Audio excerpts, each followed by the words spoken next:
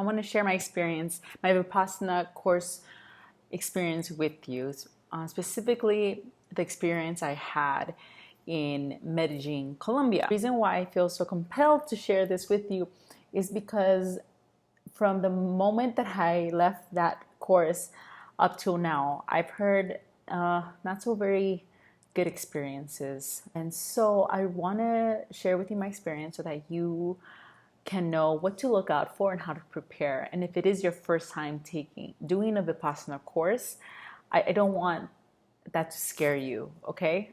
So just here's some tips to be ready. But before I get into that, my name is Jane. I work from home. I am from Los Angeles, and I moved to Medellin about a year ago after traveling the world with my husband for a long time, and we decided that we wanted to stay in Medellin for a few years, and we just had our daughter who is taking a long hour nap. So that I don't digress, I wrote a very messy list of the points that I want to touch on. My quick background with Vipassana and meditation is that I've been meditating for over 10 years on and off, more consistently just recently, and Vipassana has really helped me with that. I took my first course in Bali a couple of years ago, and I never thought I would do it. It just wasn't my thing because I could not imagine myself being without my phone. I was very comfortable with the fact that I'm attached to it, and I work. This is how I work. Like, I manage social media accounts through my phone, and I love the idea that I could get paid while I'm doing this. So I was very comfortable with that, and I didn't need the Vipassana course to tell me you can't have your phone for 10 days. So I did one. It was intense, and then I did a second one in Medellin, and man, it sucked. And why it sucked, I'll touch upon that in a moment. First, I'm going to touch upon what is Vipassana, and then I'm going to go into my Vipassana experience in Medellin and kind of compare it to the one in Bali, okay? So first, Vipassana, is it free? Some people don't know this, but I guess you can say that. You can say that it's free. You don't have to pay anything, They cover your room and board. You live a monastic life for 10 days, but you need to knock out 12 days out of your calendar. It's a huge commitment. And at the end of the course, if you feel like you got so much out of it, or you just want to donate and your heart is bursting, which is what happened to me, go ahead. You can donate. And if you don't have money for it, not even $5, it's totally fine. Like, they won't judge. There are other ways to give back. You can tell people about it. You can volunteer as a cook if you're a good cook. You can volunteer time and sign people up, take people in, whatever. There's many ways to give back, okay? I had a number in my mind. People always ask this. That's why I want to go through it. I had a number in my head the first time. And then at the end of the course, my heart was like bursting, and I was so excited that I finally did it, that I didn't give up. I ended up donating about 10% more. So everyone has a different experience, okay? Don't worry about it. If you don't have it, don't let that hold you back. Just go for it, okay? My experience in Colombia wasn't great because of the food. This might apply to anybody who's thinking about doing a Vipassana course in just Latin America, because the food in Latin America is laden with chicharrón, lots of meat. I think Peru is the only place where you could get a sprinkling of veggies. Really, I mean, veggies and fish. They have a thing for ceviche, best ceviche in the world. Keeping that in mind, when you do a Vipassana course, I still don't know if it's vegan or vegetarian, but in my experience, they thought that vegetarian meant fat-free and protein-free. None of that was present in any of my meals, and as a result, I had digestive issues. Everyone did. So what does that sound like? Well, it sounds like a lot of farting. My daughter, Santana woke up. Un momentico. Okay. Hi, I'm back with Santana here. She's gonna join us today because I just wanna do this with her. Vamos a hacer esto juntos, ¿sí? Dale. Okay, voy a hablar de Vipassana. Sí, ella no le gusta she gets hot easily, and a lot of people in Colombia will be They're always worried. Isn't she cold? No, she's not cold. She's not cold. Okay, so I was talking about the food in Colombia. So they think that for they're here, they think that vegetarian means fat free, and no, you need fat for your endocrine system. Your hormones need fat to function, and everybody was farting. I mean, you enter the meditation hall and it sounded like a barn full of cows depleting the ozone layer.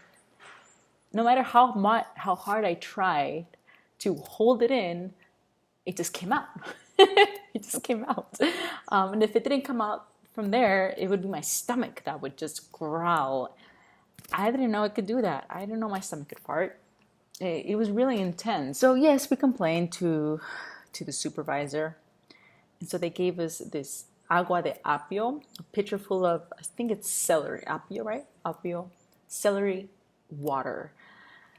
And that helped, but it made me pee like a madman. So I stopped drinking it after the second day. I was like, I can't do this. I can't wake up in the middle of the night to pee, every 2 hours. It was ridiculous. Around the middle of the course, I looked at my bottle of virgin olive oil, which I used to clean my face, and I just drizzled it all over my food, and that helped a lot. This is where my tip comes. Bring fats. Bring non-perishable fats with you. Oils, maybe 3 types of travel size oils so they could drizzle all over your food. Okay, and bring nuts. Okay. Bring any non-perishable fermented foods. Sriracha apparently is fermented. I didn't know that. Soy sauce is also fermented. The reason why I throw in fermented foods there is because in Bali, the food there was amazing. I mean, there was I think there was yogurt. I'm pretty sure there was tempeh. There was mushroom. There was plenty of sauces that you can put on there.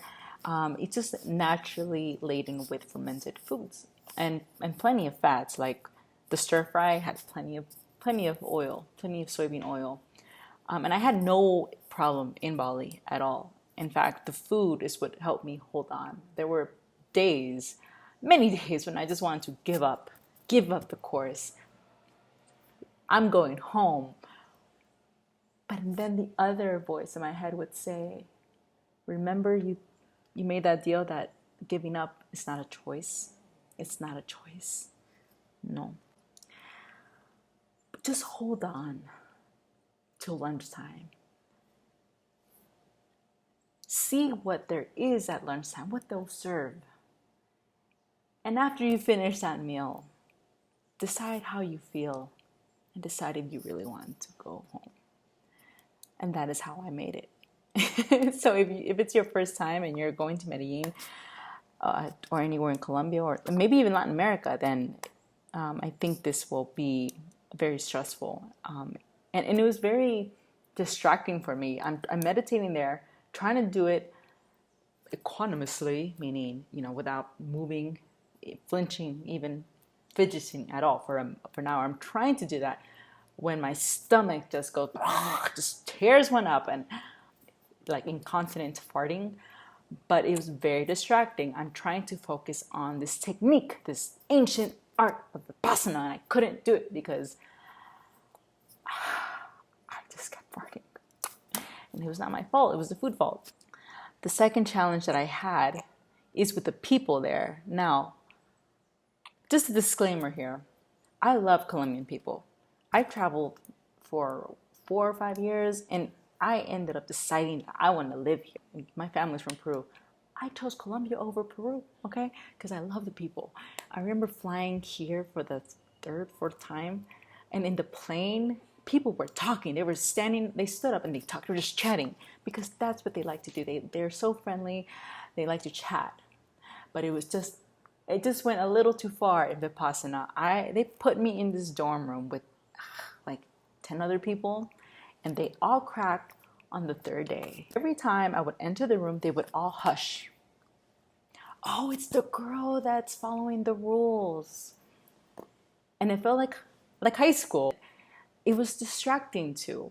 And because it was my second time, and because I've been meditating for a long time, I took it as an extra lesson that I would learn. Like, this is just like virtual reality. You know, you deal with this stuff at home anyways. And me having dealing with ADHD, you know, is blurting things out that are inappropriate. I could have blurted out a million things there to these girls who just wouldn't shut up. It was, again, very distracting. I just toughed it out. For me, it wasn't a choice. I'm not going to talk. I'm not going to crack. Yeah, you're not allowed to make eye contact with people either. You're not allowed to read, write, exercise, whatever. So here's another situation that happened. So when you eat, you're not allowed to talk to anybody either, obviously. Anywhere, anytime, you're not allowed to talk, make eye contact. Okay, it's very monastic. And the woman next to me stared me down for 3 minutes, and I felt her eyes, her glare burning my forehead. It's like she was daring me to look at her, to look at her, just daring me. And I wanted to look back at her and give her a dirty look, but I didn't. Because of that experience, those 3 minutes, I couldn't focus on the technique. So at the time, I just thought, whatever, your children, let them deal with it. They're not gaining any benefit from it by cracking on the third day and having their babysitters club out in the field, whatever, right? It's my struggle. It's my problem. But now looking back, I realized that I rode a taxi for an hour to go into the middle of nowhere so that I can be in this environment where everybody has vowed to shut up for 10 days, 9 to be exact. And then I have that. It's not fair. So looking back, I should have said something. I should have said something to the supervisor and said, hey, can you please move me to another place because these girls are talking and I really just want to focus on the practice. So if that happens to you, I recommend that you say something, that you tell the supervisor about it so they can be moved. Otherwise, you will crack. And if it were my first time, I might have cracked. Now, I'm going to just give you 2 tips. ¿Cómo estás? ¿Tienes hambre otra vez? Mi chula. My 2 tips. Okay, so bring a watch. I think you should bring a watch. Sure, it's fun to lose track of time. It happens to me all the time because I work from home. Today feels like Sunday, but it's actually Monday. It's nice. But when you're meditating there for hours on end and, you know, you just stop. The first time I didn't have a watch. And so I wondered, did I meditate for 30 minutes or did I meditate for 40 minutes? How long did I go for? I didn't have a watch.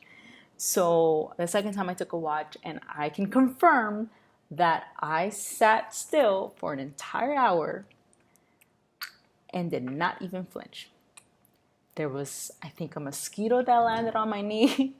There was an itch near my ass crack. Didn't even touch it. Nope. I just observed it and kept going for an hour. I did it like twice, and it's so good for the ego. Against the point. And take a pedometer too if you want. Just don't let it beep. Hey, ¿qué es eso? I would take a pedometer next time so that I could see, so I can at least clock in 5,000 steps. You could get a little sad because you don't have the dopamine that you get from exercising. You're not allowed to exercise, do yoga, whatever. Just walk. So walking is really helpful, and walking really helped me get through the time because, I mean, what do? Just walk in circles. You can stretch a little bit. So I would take a pedometer next time. Here's another tip. Colombia is very mountainous. So there's many areas where it's really cold. And it was in August that it happened, and it was really cold. And I had my own bed covers.